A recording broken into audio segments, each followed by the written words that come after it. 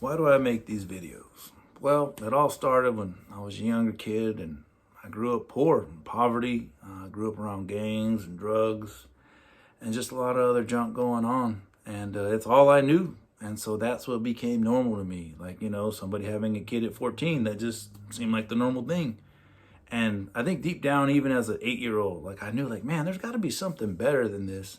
But I didn't know. Nobody ever exposed me to it. Nobody ever filled me in what a life was like without gangs and drugs and crazy people out there. Like I just became comfortable with it. Even though I was aware, there was nobody there to teach me. There was nobody there to show me. And so I just kind of went through life, just kind of, honestly, my motto or my mentality was, man, do the least amount of work, be as lazy as possible, and avoid getting in trouble. And as long as I could avoid getting in trouble while being lazy, like that was just kind of my mindset for years. And that got me decently far in life. It wasn't great. And it wasn't until I met Raquel Overall, where she was the first person I ever really met to like truly call me out. Now, see, I had my father there. My father called me out, or he didn't really call me when I did something stupid, but just as a whole, his whole main thing was work hard. He told me to work hard, and he told me to do good in school. And, being the traditional 12, 13-year-old, like, okay, yeah, dad, whatever. Now, he didn't have any books. He didn't have any philosophy as to why.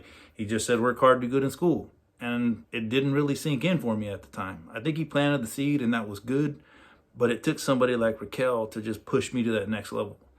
See, I worked at the Boys and Girls Club with her, and she was my boss. And then after a while, she got comfortable. Then she started calling me out on some things. And obviously, nobody likes getting called out. I got frustrated and mad, but I couldn't argue. She was right on some of the lazy things that I've been developing and some areas that I needed to improve. And then on top of that, she started giving me advice. And that didn't start till like months, maybe even a year after we started getting to know each other, that she started giving me some of this advice and giving me some of this mentorship. See, that's the thing, people. Like, people are willing to give information out, but nobody really feels comfortable advising somebody else or saying this is what you need to do or here's some changes you need to make. It feels like you got to earn that. You got to have that relationship. And so even I truly don't even feel comfortable giving advice. But, there's nobody else doing it. So that's where I kind of feel the need to step in and just give out these life lessons. And look, guys, there's usually two areas that I get these life lessons from. One, I screwed up and I messed up and I learned from it and then I talk about it. Or two, I read it from a book. I read it from some genius person and then I'm just trying to share it with you. Because, it's one thing to know something, but it's another thing to like truly apply it. Like, a lot of you know me, like I just dress real casual. I dress in the cheapest clothes possible and I just don't care about clothing. And some people just trip out on that. Like, what do you mean? Like, it's just clothes. Like houses, that's going to go up in investment and that's a whole nother conversation in itself. There's no point in buying an $80,000 car when you should probably invest towards your house. And we can have that financial conversation another day. For me, clothes are just clothes.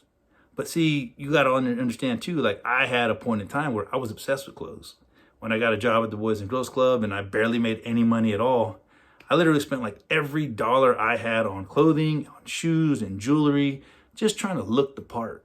It took me years to realize that I grew up poor, and by buying clothes and shoes, I was just trying to prove that I wasn't poor. I was just trying to prove that I had some type of status.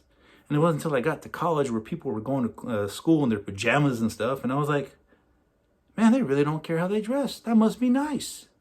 And then I finally tried it, like, you know what? Clothes are just clothes. And so that's the thing, like, it's one thing to like know things and it's another thing to apply it and do it. And it's another thing to just give out information. But guys, like, I don't expect anything in return. I don't want money in return. I don't want glory or fame in return. I just want to help one person.